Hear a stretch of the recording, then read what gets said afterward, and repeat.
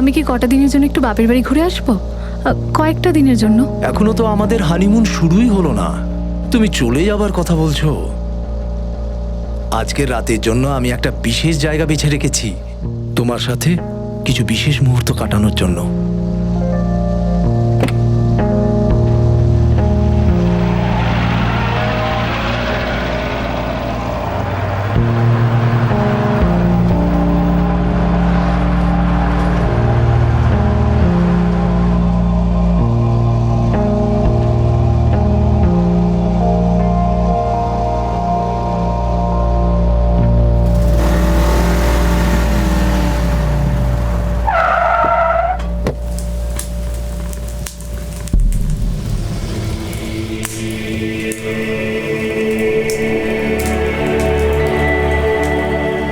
এই দেখো, তোমার রাজা তার রানীর জন্য কত সুন্দর একটা হাওয়া মহল তৈরি করে রেখেছে।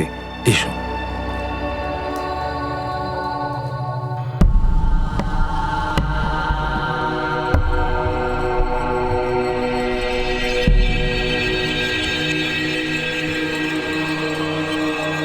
এটা এটা কি? রাজা তার রানীকে অতি সামান্য একটা উপহার দিচ্ছে। তুমি এক্ষুনি এই ড্রেসটা পরে নাও।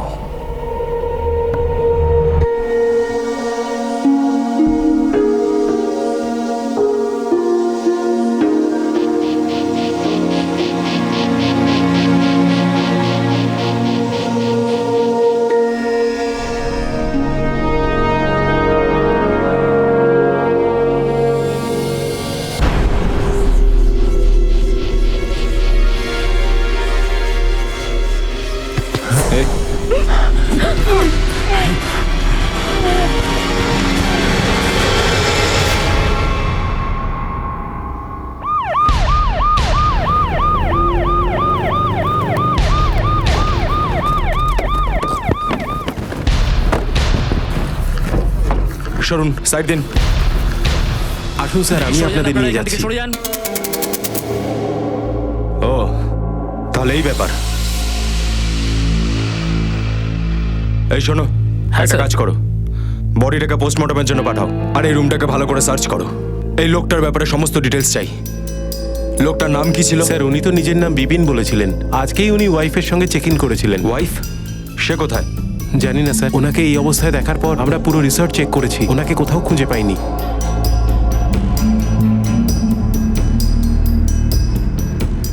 স্যার, আমি পুরো টেন্টটা ভালো করে চেক করে দেখেছি। ভিকটিমের সমস্ত জিনিস উধাও হয়ে গেছে, মোবাইল, পার্স আর এমনকি সব জামা কাপড়ও। ওয়াইফ, জিনিসপত্র সমস্ত কিছু উধাও। আমাদের সামনে একটাই জিনিস রয়েছে, 40-45 এজের একটা লোকের মৃতদেহ। দেখো, একটা কাজ করো, রিসর্টের রেজিস্টারে গিয়ে চেক করো। ওর ডকুমেন্টসের নিশ্চয়ই কোনো জেরক্স কপি থাকবে, আর তার সাথে ওর মোবাইল নম্বর আর পার্মানেন্ট অ্যাড্রেসও নিশ্চয়ই থাকবে। সেটাও খোঁজ লাগাও, সমস্ত ডিটেলস বের করো, তাড়াতাড়ি ইনার বাড়িতে ইনফর্ম করো। Okay sir. রাজস্থানের বিপিন মারওয়ারের কিছুদিন আগেই বিয়ে হয়েছিল। নিজের জীবনের একটা লম্বা অধ্যায় একলা পার হয়ে আসা বিপিন মারওয়ারের আনন্দের সীমা ছিল না, কিন্তু সে এই আনন্দগুলো স্মরণীয় করে তুলতে পারার আগেই কেউ তাকে হত্যা করে দিল। আর তাকে হত্যা করার ঠিক পরেই তার সঙ্গে জয়পুরে ঘুরতে আসা তার স্ত্রীও নিখোঁজ হয়ে যায়। বিপিন মারওয়ার মৃত্যু আর তার স্ত্রীর এভাবে নিখোঁজ হয়ে যাওয়া কি কোনো পরিকল্পিত ষড়যন্ত্র ছিল? এই দুটো ঘটনার মধ্যে কি কোনো সম্পর্ক ছিল? কে ছিল সেই ব্যক্তি যে বিপিন মারওয়ারের উপর নজর রাখছিল? বিপিন মারওয়ারের মৃত্যু কি শুধু একটা দুর্ঘটনা ছিল নাকি ষড়যন্ত্র?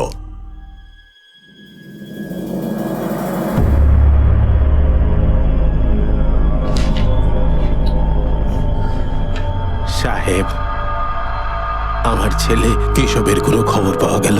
দেখো কাকা, তুমি হচ্ছে বয়স্ক মানুষ, কেন রোজ রোজ এখানে এসে নিজের সময় আর আমার সময় নষ্ট করো?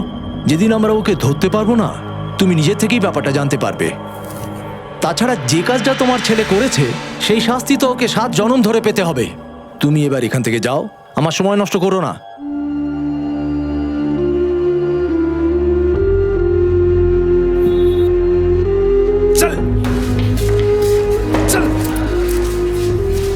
কি হলো? কেশবের কোনো খবর পেলে? ওনারা খুঁজছেন, ওনারা বলেছেন যখনই খোঁজ পাওয়া যাবে ওনারাই আমাদের খবর দেবেন। তুমি এত চিন্তা করো না, চলো।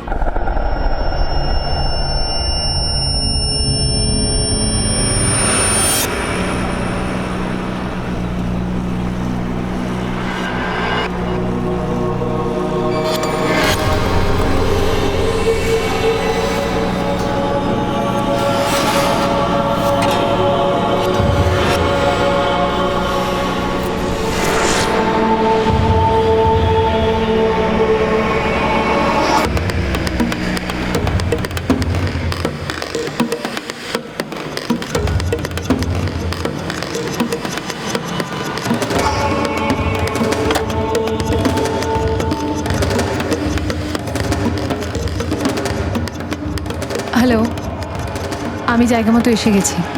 কোথায় দেখা করব? স্যার, এই নিন বিপিনের পোস্টমর্টম রিপোর্ট অনুযায়ী বিপিনের মৃত্যু শ্বাসরোধের কারণে হয়েছে, কিন্তু গলায় তো আমরা কোনো চিহ্নই দেখতে পাইনি স্যার। হয়তো কেউ মুখে বালিশ রেখে বিপিনকে মেরে ফেলেছে স্যার। শোনো, হ্যাঁ স্যার। এখনো আমরা এর ওয়াইফের ব্যাপারে কিছু জানতে পারিনি। রিসর্টের সিসিটিভি ফুটেজের কি খবর? স্যার, আমি চেক করেছি, গোটা রিসর্টে কোথাও সিসিটিভি ক্যামেরা নেই, যার দ্বারা আমরা ওর স্ত্রীর ব্যাপারে কিছু জানতে পারতাম। রিসর্টের ভিতরে যারা রাতের বেলা ছিলেন আর নাইট শিফটের লোকেদেরকে আমি জিজ্ঞাসাবাদ করেছিলাম, কেউই ওর মুখটা দেখতে পায়নি স্যার।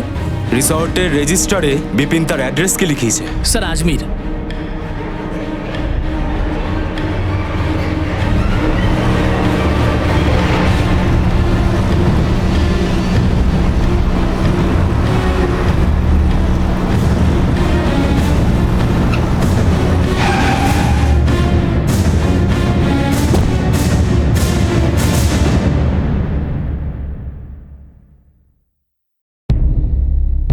আপনার বাড়ির পাশে যে একটা বাড়ি রয়েছে বিপিন শর্মার, এখানে কি আর কেউ থাকতো? এমনিতে এই বাড়িতে তো সবসময় তালা লাগানোই থাকে।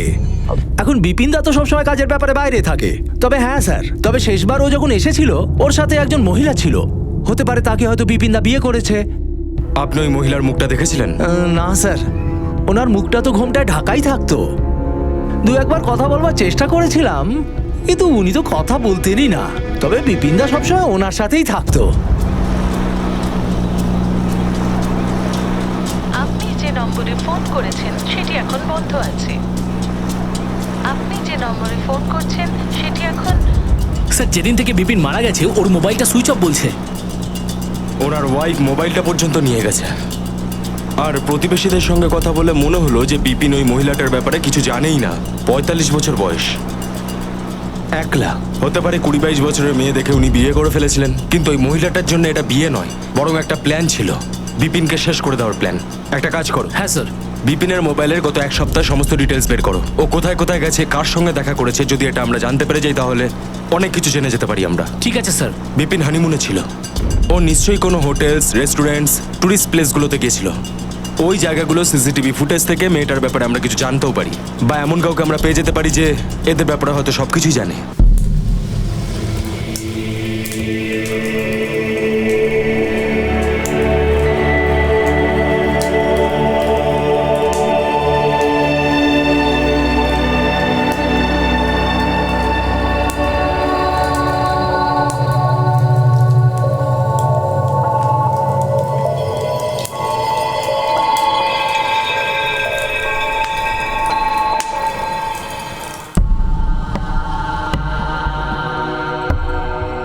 প্রথমবার যখন তোমায় দেখেছিলাম তখনই ভেবেছিলাম বিয়ে যদি করতেই হয় তবে তোমায় করব। তুমি বোধহয় জানো না, আমার সমস্ত হৃদয় জুড়ে শুধুমাত্র তোমারই নাম লেখা।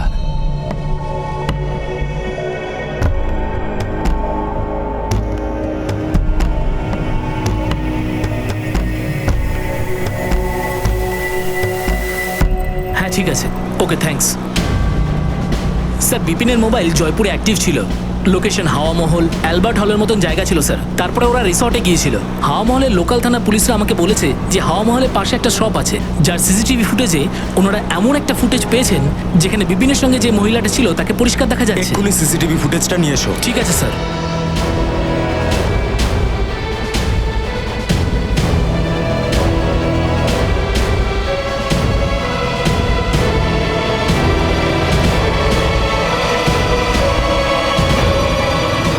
এই গেটটার উপরে জুম করো তো। এক্ষুনি এই ভিডিওটার থেকে এই মেয়েটার ছবি বের করো, আর সেই ছবিটাকে সমস্ত পুলিশ স্টেশনে পাঠিয়ে দাও। ঠিক আছে স্যার। আর হ্যাঁ, হ্যাঁ এটাও খোঁজ নিয়ে দেখো যে এই মেয়েটার নামে কোনো থানায় কোনো কেস রেজিস্টার নেই তো। ঠিক আছে স্যার। বৌদি, বৌদি, আরে আসছি তো।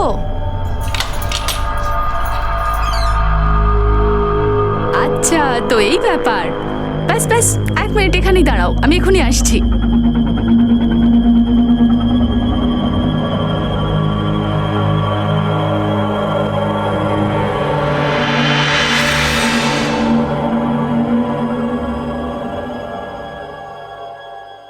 নিজের ডান পাটা বাড়িয়ে এই কলসিটাকে ফেলো আর ভেতরে গৃহপ্রবেশ করো। এত সুন্দর দেখতে বউ, কোত্থেকে চুরি করে আনলে তুমি? বৌদি, চুরি তো ওই করেছিল প্রথম দেখাতেই আমার হৃদয়। আচ্ছা। শিরোইতে প্রথম দেখা আমাদের, যখন ওই প্রপার্টির কাজের জন্য গেছিলাম। হ্যাঁ হ্যাঁ হ্যাঁ। প্রপার্টির ওই কাজে আমার তো লোকসান হয়েছে বৌদি, কিন্তু ঈশ্বর পূজাকে পাঠিয়ে আমার জীবনের সমস্ত লোকসানকে ভুলিয়ে দিয়েছে একজনকে দিয়ে। আরে ব্যাস ঠাকুরপো, তুমি তো দেখছি প্রেমে একেবারে হাবুডুবু খাচ্ছ। এবার কি দাঁড়িয়ে দাঁড়িয়ে এখানে কথাই বলবে না, ওকে একটু বিশ্রাম নিতে দেবে? বৌদি, তুমিও না।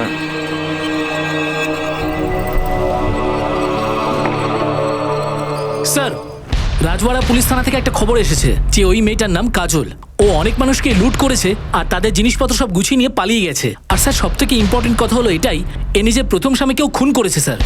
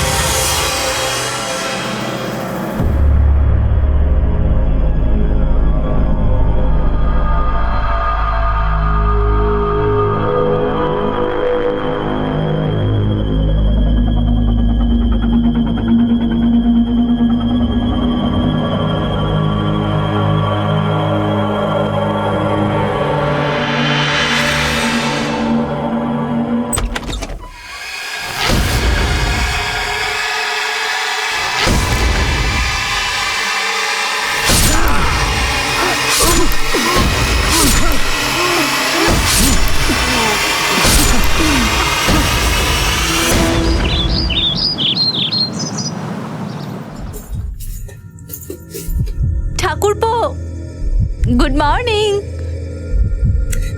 আরে ঠাকুরপো, এবার ওঠো। ঠাকুরপো,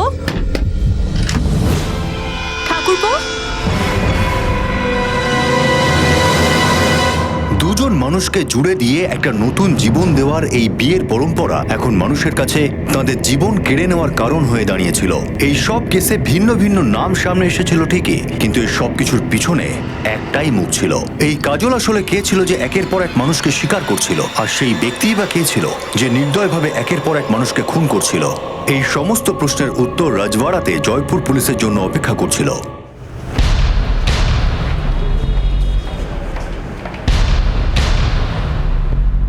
স্যার, এই কাজলকে তো আমরা অনেক দিন ধরেই খুঁজছিলাম। কাজলের বিয়ে রাজওয়াড়ার প্রতাপ সিং এর সঙ্গে হয়েছিল, কিন্তু প্রতাপ আর কাজলের সম্পর্কটা ভালো ছিল না। প্রতাপ কাজলের সঙ্গে শারীরিক সম্পর্ক করতে চাইতো, কিন্তু কাজল এই ব্যাপারটা একেবারেই পছন্দ করতো না। একদিন কাজল ওর বাড়ি থেকে বেরিয়ে আসে, কিন্তু প্রতাপ ওকে সন্দেহ করত, যার জন্য ও কাজলের পিছু নেওয়া শুরু করে। পিছু নিতে নিতে ও পাশেরই জঙ্গলে গিয়ে পৌঁছয়। ওখানে গিয়ে দেখে কাজল তার প্রেমী কেশবের সাথে খুব আপত্তিজনক অবস্থায় রয়েছে। প্রতাপ রেগে গিয়ে কাজলকে যা নয় তাই বলে দেয়, এমনকি ও কাজলের সাথে মারপিটে জড়িয়ে পড়ে। আর তখনই কেশব একটা বড় পাথর তুলে নিয়ে ওর ওপর আক্রমণ করে আর ওর মুখ পুরো থেঁতলে দেয়। আর শুধুমাত্র এই নয় স্যার, এরপর কেশব পেট্রোল ছড়িয়ে প্রতাপের বডিতে আগুন ধরিয়ে দেয়। ওই দিন থেকেই এরা দুজন পলাতক। এই কাজল সৌন্দর্যের জালে লোকেদের ভাষায়, তাদের বিশ্বাস অর্জন করে এবং তাদের বিয়ে করে নেয়। কেশবের সাহায্যে তাদের খুন করে তাদের জিনিসপত্র লুট করে পালিয়ে যায়। হ্যালো, কি?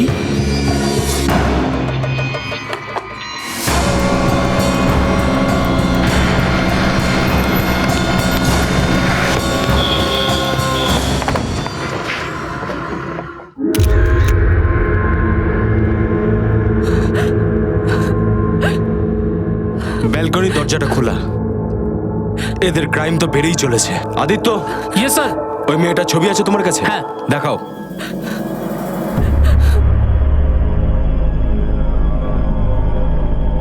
এই মেয়েটাই কি নিজেকে পূজা বলে পরিচয় দিয়েছিল? আপনার দেওরের সাথে ওর কোথায় দেখা হয়েছিল? স্যার, ওই প্রপার্টির কোনো কাজে। স্যার, ওই গ্রামে গিয়েছিল। আপনার দেওর ওখানে কি করতে গিয়েছিল? স্যার, কোনো জমিদারের সাথে দেখা করতে গেছিল। স্যার, মনে হয় সন্দীপ নাম ছিল। ওখানেও পূজার সাথে আলাপ হয় আর ও বিয়ে করে নেয়। আদিত্য, হ্যাঁ স্যার। বডিটাকে পোস্টমর্টমের জন্য পাঠাও। আমাদের ওখানে যেতে হবে এদের দুজনের ব্যাপারে জানার জন্য। ঠিক আছে স্যার।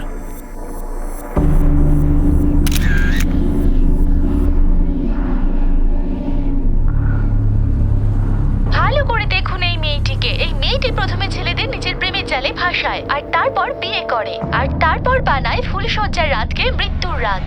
এই কুকর্মে এই মেয়েটিকে সঙ্গ দেয় এই মেয়েটির বয়ফ্রেন্ড। যদি কোথাও এই মেয়েটিকে দেখতে পান তাহলে সরল মুখ দেখে ভুলবেন না, বরং নিচে দেওয়া এই নাম্বারে ফোন করে পুলিশকে অবশ্যই জানান। আরে কোথায় দৌড়ে যাচ্ছিস বে? হ্যাঁ, তোকে একটা কথা বলবো, মায়ের কাছে যাব, সব থেকে বেশি বিষ যাব। সাপের বাচ্চাতেই দেখছি হয়েছে।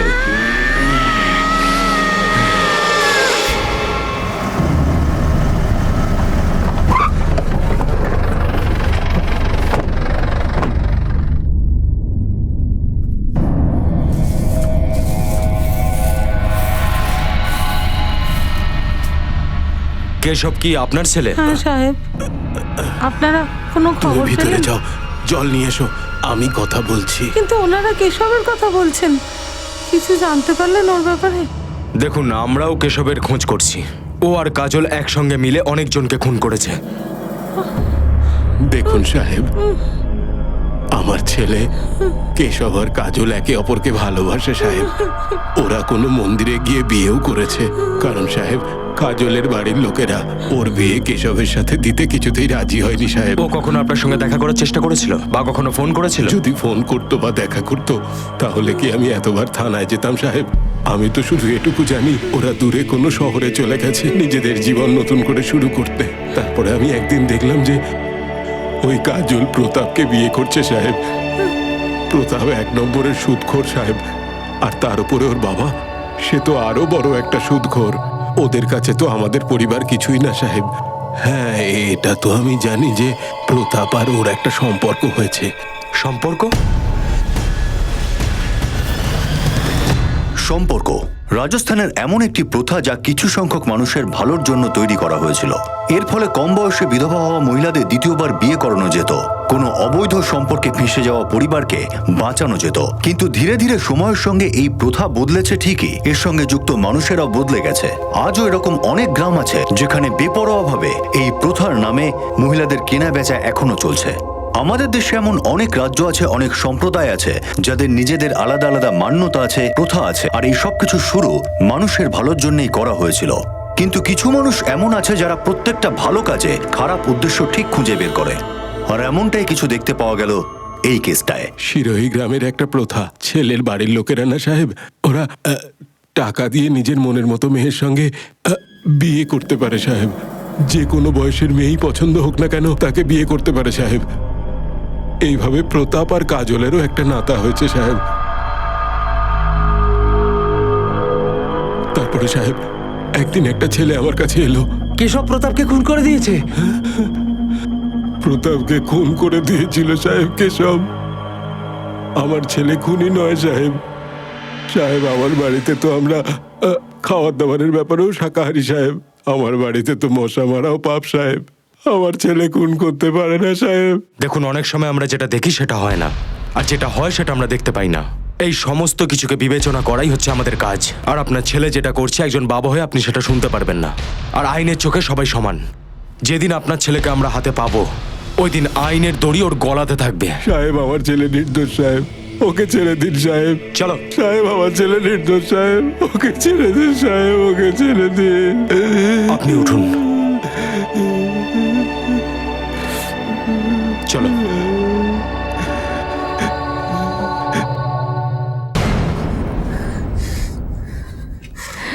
তুমি আমার ছেলের হাতটা কেন পড়ালে? আমি কোনো কাজ করব না, আমি আর বিয়ে করব না। যোগ্যতা আর সাহস মাথায় রেখে কথা বল, না হলে তোর বাঁচা মুশকিল করে দেবো আমি, বুঝেছিস? আমার বলা সব কটা কথা তোকে মেনে চলতে হবে।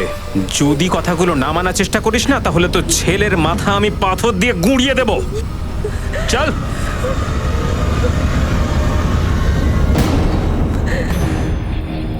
কোন সন্দীপ নামের লোককে চেনেন আপনি? আপনারা চেনেন কোন সন্দীপকে? দাদা, এই জমিদার সন্দীপের বাড়ি কোন দিকে হবে? কে সন্দীপ?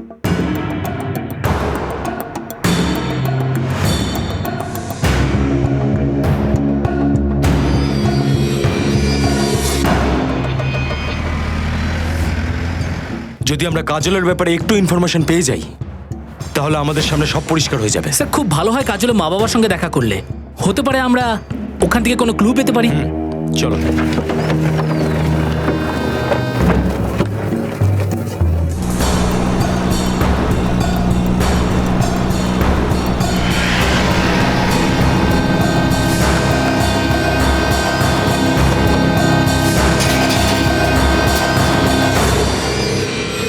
সাহেব, আমি আপনাকে সত্যি কথাই বলছি যে আমি আমার মেয়ে কাজলের নাতা ওই প্রতাপের সাথেই করিয়েছিলাম, কিন্তু তারপর থেকে আজ পর্যন্ত কাজলের সাথে আর দেখাই করিনি।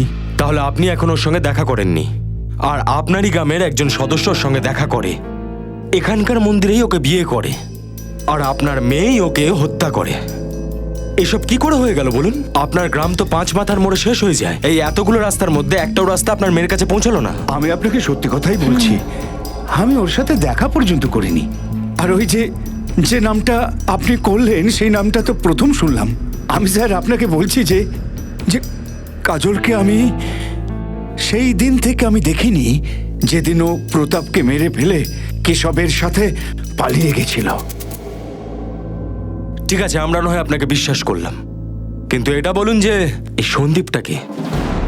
সন্দীপ? সন্দীপটা কে সাহেব? ঠিক আছে, কোনো ব্যাপার না, আমরা আবার আসবো যদি প্রয়োজন পড়ে,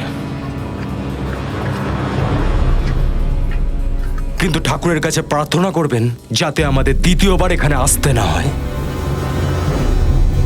চলো। কি হবে?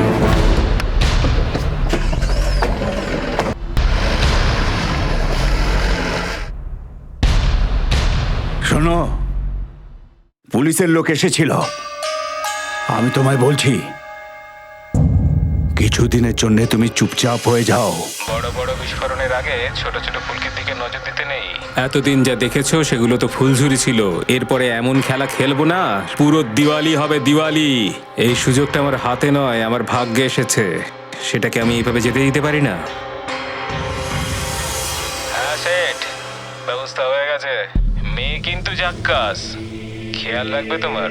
এইরকমই একটা মেয়ে চাই আমার। হ্যাঁ সেট, সেরকমই খুঁজেছি যেরকম তোমার দরকার ছিল। আপনি শুধু টাকার ব্যবস্থাটা করে রাখুন, খুব তাড়াতাড়ি ওকে নিয়ে আপনার গ্রামে আসছি। আরে যত তাড়াতাড়ি পারো চলে এসো, টাকা তো তোমার জন্য রাখাই আছে, অত চিন্তা করছো কেন? টাকা আর লোভ কোনো সম্পর্কের ভিতই শক্ত করে না, বরং সেটা নষ্ট করে দেয়। কিছু মানুষ সম্পর্ক তৈরি করার আগে সবসময় পরিকল্পনা করতে থাকে যে ভবিষ্যতে তৈরি হওয়া সম্পর্ক থেকে কিভাবে মুনাফা করা যায়। আর তখনই এই ধরনের মানুষের হাতে যদি সম্পর্ক নামক প্রথা চলে আসে, তাহলে তার ফল খুবই ভয়ঙ্কর হতে পারে। এই প্রথার অপব্যবহার এখানেও হচ্ছিল, কিন্তু তারা কারা ছিল যাদের পরিচয় এখনো পর্যন্ত প্রকাশ্যে আসেনি? কিন্তু খুব তাড়াতাড়ি এই কেসের সব জট খুলতে চলেছে। এই পেপারগুলো নিয়ে যাও আর রেডি করো। আচ্ছা স্যার। স্যার, গ্রামে থাকা আমাদের কনস্টেবলের থেকে দুটো ব্যাপার জানতে পেরেছি। প্রথম ব্যাপারটা হলো কাজলের মা বাবা প্রতাপের বাবার কাছ থেকে সুদে প্রচুর টাকা ধার নিয়েছে, যার কারণেই ওনারা কাজলের বিয়ে প্রতাপের সঙ্গে করান। দ্বিতীয় ইম্পর্টেন্ট ব্যাপারটা হলো কাজলের একটা ছেলেও রয়েছে, প্রতাপের ছেলে নয়, বরং ওর প্রথম পক্ষের স্বামী কেশবের, যার সঙ্গে ওর বিয়ে প্রতাপের আগেই হয়ে গিয়েছিল। আমার প্রথম থেকেই কাজলের পরিবারের ওপর সন্দেহ ছিল। অপরাধীর সঙ্গে সঙ্গে যে তাকে বাঁচায় সেও সমান অপরাধী হয়। সময় এসে গেছে এই অপরাধের থেকে তাদের মুক্ত করার।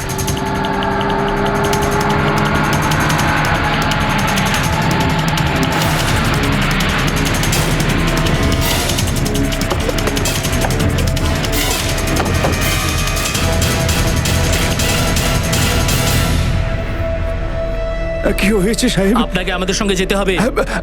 আমি কিছু করিনি সাহেব, আমি কিছু করিনি। কনস্টেবল, ইয়ে স্যার। আরে বলছি তো আমি কিছু করিনি, এসব কি জোর জবরদস্তি। আমি বেশি সাহেব, থানায় নিয়ে গিয়ে বলবো যে কে কি করেছে। চলো। কিন্তু স্যার আমাকে কেন?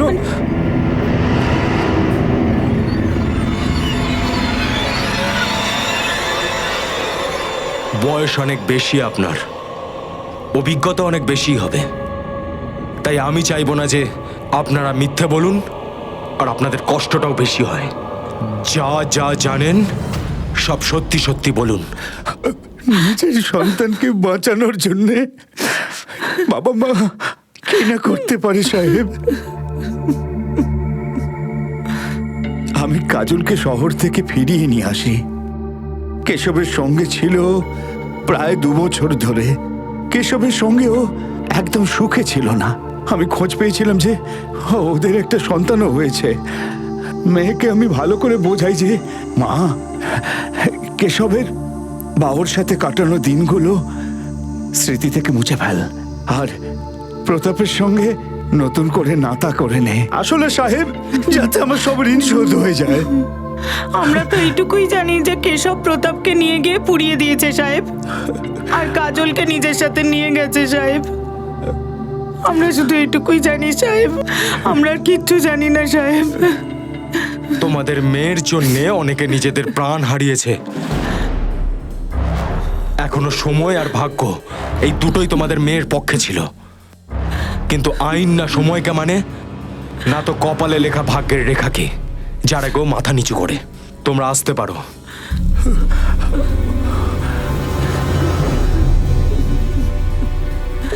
আমার মনে হচ্ছে কেশবী যে কাজলকে করণের কাছে বিক্রি করেছিল সন্দীপ হয়ে, আর তারপরে এই ওকে বিপিনের কাছেও বিক্রি করেছিল। আমার পুরো ডাউট রয়েছে যে প্রত্যেকবার কেশবী কাজলকে বিক্রি করে আর টাকাটা নিয়ে নেয়, আর তারপরে জেনে বুঝে তাদের হত্যা করে, যাতে কাজল আবার ওর কাছে ফিরে আসে, যাতে ও পরের খেলাটা আবার খেলতে পারে। স্যার, আমি একটা কাজ করছি, সমস্ত ভিকটিমদের কল ডিটেল চেক করছি। সব ভিকটিমদের মধ্যে কাজল যেমন কমন বিষয়, হয়তো সেরকমই কোনো বিষয় বা কমন ইস্যু আমরা পেতে পারি, যা আমাদের খুনির কাছে পৌঁছে দেবে।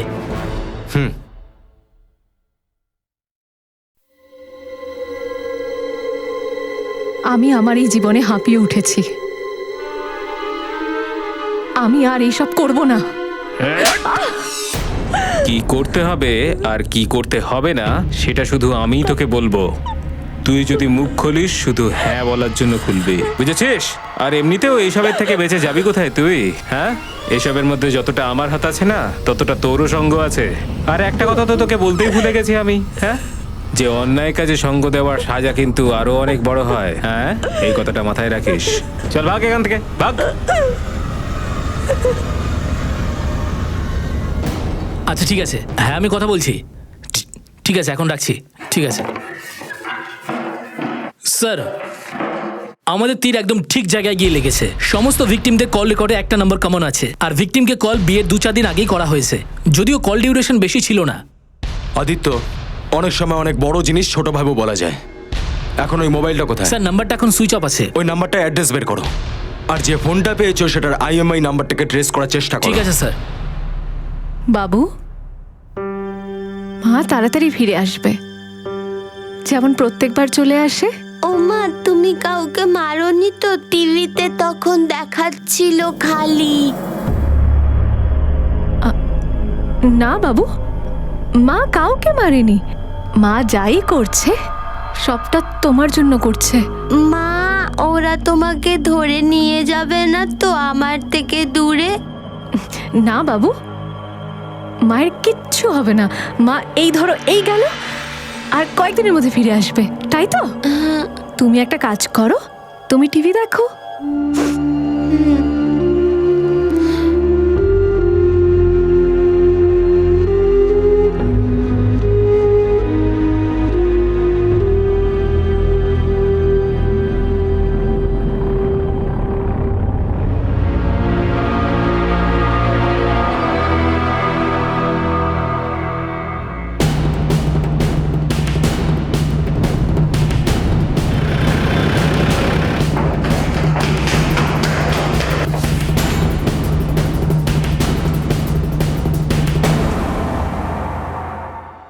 আদিত্য, প্রতিবেশীদের কাছে জিজ্ঞাসা করো, কেউ না কেউ নিশ্চয়ই ওদেরকে এখানে দেখে থাকবে।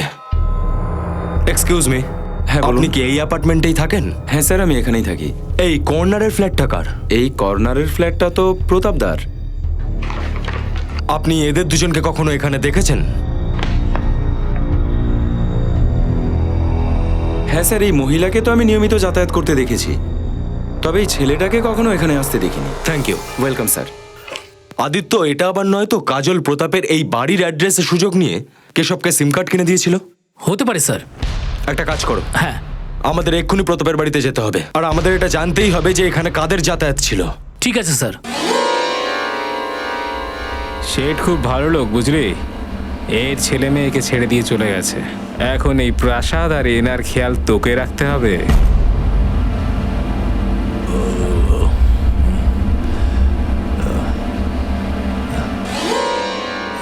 আরে এসো, আমি তোমাকে আমার প্রাসাদটা দেখাচ্ছি।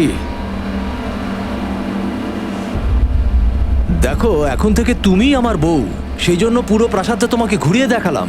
এইটা এই প্রাসাদের একটা বিশেষ ঘর। এবার আমি সেটা তোমাকে দেখাতে চলেছি। দেখে নাও, এর মধ্যে আমার সারা জীবনের উপার্জন রয়েছে। এবার থেকে এর দায়িত্ব তোমাকেই নিতে হবে।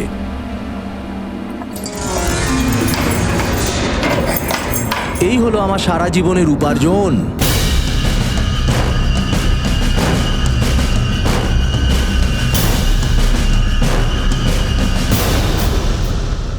আপনি চিন্তা করবেন না, আমি নিশ্চয়ই এর দায়িত্ব নেব। খুব ভালো কথা, খুব ভালো বলেছো।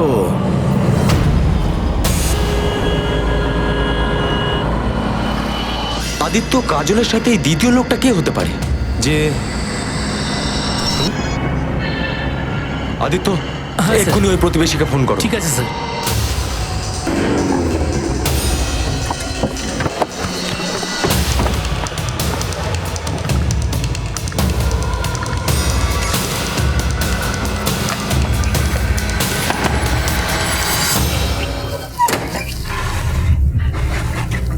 আরে ইন্সপেক্টর সাহেব, আপনি? আপনার ছেলে প্রতাপের জয়পুরের বাড়িতে কে কে যাতায়াত করতো? জয়পুরের বাড়ি? আরে ইন্সপেক্টর সাহেব, আমার ছেলের তো জয়পুরে কোনো বাড়ি থাকতেই পারে না। শুধু জয়পুর কেন, ওর তো কোথাও কোনো বাড়ি থাকতে পারে না। ওর কাছে তো এত টাকা ছিলই না, কারণ ব্যবসায় অনেক লোকসান হয়ে গিয়েছিল। লোকসান? হ্যাঁ স্যার, মদের নেশা ওর জীবনটা নষ্ট করে দিয়েছিল। কথায় কথায় মাথা গরম করে ফেলতো। ওর এই খারাপ অভ্যেসের জন্যই ওর বিয়েও হচ্ছিল না। তাও আমি কাজলের সঙ্গে ওর বিয়ে দিলাম। ওর বাড়ির লোকেরাও এতে রাজি হয়ে গিয়েছিল। আমি ভেবেছিলাম ওদের ঋণ আমি মকুব করে দেব। আমি ভেবেছিলাম স্যার, বিয়ের পর হয়তো শুধরে যাবে। তোর কি দরকার ছিল এই কেশবের সাথে ঝামেলা করার? মেরে দিল তো এই কেশব আমার ছেলেকে। ভালো করে দেখো, এই লোকটাই কি ছিল? হ্যাঁ স্যার, এই লোকটাই ছিল। আর একবার ভালো করে ভেবে নাও, এই লোকটাই ছিল তো? হ্যাঁ স্যার, একদম এই লোকটাই ছিল।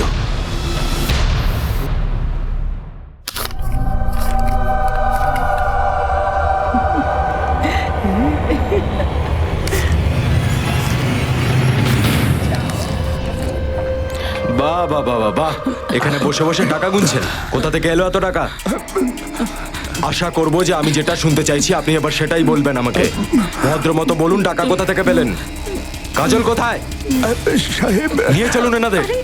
থানায় নিয়ে গেলে সব সত্যি সুসুর করে বলে ফেলবে। নিয়ে চলো এদেরকে।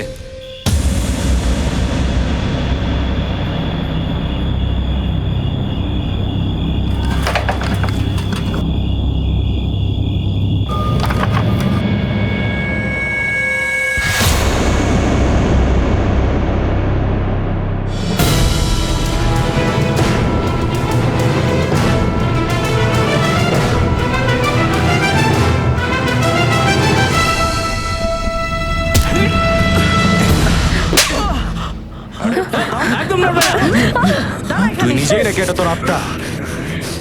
সবার চোখে তো তুই বোল্ড হয়ে গেছিস। এবার আমি তোকে আমার ব্যাটিং দেখাচ্ছি। নিয়ে যাও ওদের দুজনকে, নিয়ে যাও। এখন আপনার বিয়ের খুব শখ জেগেছে, তাই না? আপনার এই শখ আজকে আপনার জীবন কেড়ে নিতে পারতো যদি আমরা সময় মতো না পৌঁছতাম। এরপরে কোনো ভুল করার আগে একবার নয় 100 বার ভাববেন, কারণ সব ভুলের সম্পর্ক 100-র সাথে রয়েছে। 100 নম্বরটা মনে আছে তো? না স্যার, না স্যার, না না, আমাকে মারবেন না স্যার, আমাকে মারবেন না স্যার। তুই নিজেকে খুব চালাক ভেবেছিলি, তাই না? তোর তো কপালটা খারাপ বেরোলো।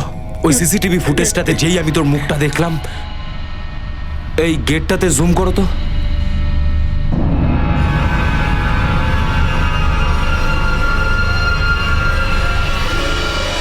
তখনই সমস্ত ব্যাপারটা আমি বুঝে গেছিলাম। আর যখন আমি তোর ওই জয়পুরের প্রতিবেশীকে তোর ছবিটা দেখালাম, সমস্ত ব্যাপারটা আয়নার মতো পরিষ্কার হয়ে গেল। ভালো করে দেখো, এই লোকটাই ছিল। হ্যাঁ স্যার, এই লোকটাই ছিল। এই প্রতাপ, অপরাধী যত পাই এগিয়ে থাকুক না কেন, আইন তার থেকেও 2 পা এগিয়ে থাকে। তুই এটা ভাবলি কি করে যে সব করে তুই বেঁচে যাবি? বল। স্যার স্যার আমার এই সুদের ব্যবসায় প্রচুর লোকসান হয়ে গেছে। বাবারও এটাই মনে হচ্ছিল যে আমি কোনো কাজের নই। কোনো কাজের না, কোনো কাজের না, তুই দূর হয়ে যা, দূর হয়ে যা আমার চোখের সামনে থেকে। আর তারপরে এই কাজলের সঙ্গে যখন আমার বিয়ে হলো, তখন আমি ওর প্রথম স্বামী কেশবের ব্যাপারে আর ওদের ছেলের ব্যাপারে কিচ্ছু জানতাম না। এরা আমাকে ঠকিয়েছিল। আমি তো সেদিনেই ঠিক করে নিয়েছিলাম যে এই কাজলকে এমন শিক্ষা শেখাবো না যে সারা জীবন ভোলা তো ছাড়ুন স্যার, মরতে মরতে বাঁচবে, মরতে মরতে বাঁচবে। স্যার আমি কাজলের বাড়ি থেকে ওর বাচ্চাকে তুলে নিয়েছিলাম। তারপর একদিন কাজলকে আমি কেশবের সঙ্গে দেখা করতে দেখি। কাজল, তোকে তো আমি চল হাট সালা, তুই আমার বউয়ের সাথে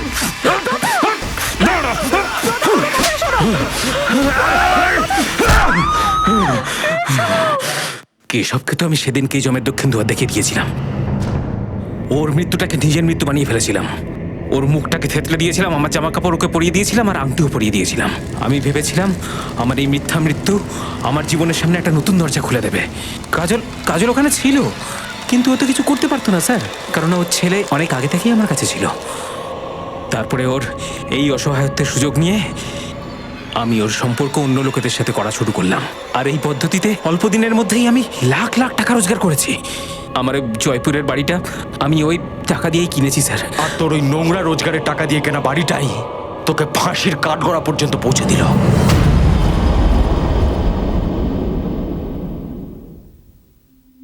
সাহেব,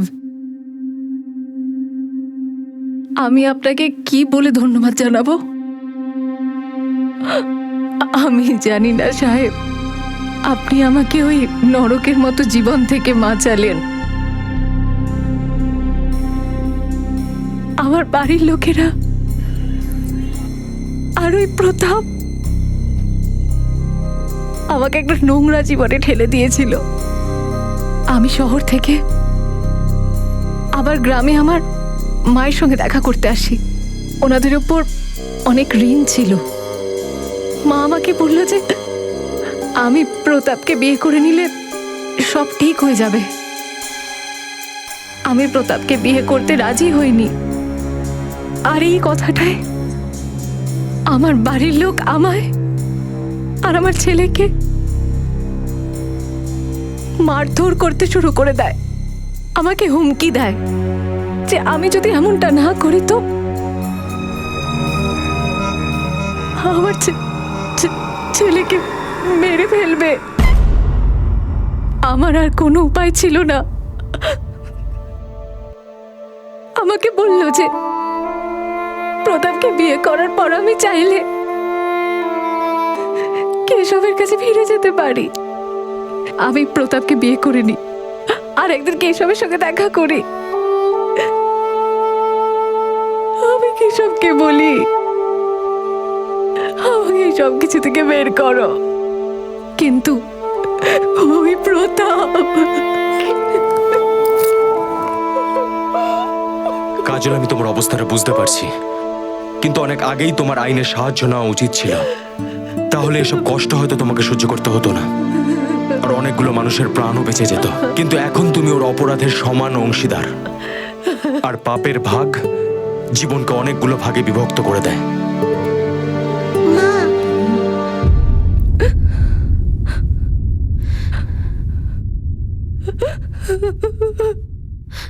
কাজল, আমরা তোমার ছেলের সম্পূর্ণ দায়িত্ব নেব। ওকে ভালো শিক্ষা দেওয়া হবে, কিন্তু এটা দেখার জন্য তুমি থাকবে না। কিন্তু এই সব কথা তুমি পুলিশকে না জানিয়ে কোনো না কোনো জায়গায় প্রতাপকে সাহায্য করেছো।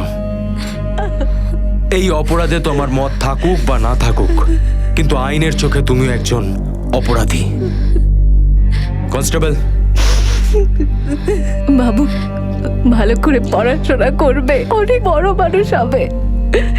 যখন তুমি বড় হয়ে যাবে মাকে নিতে এসো।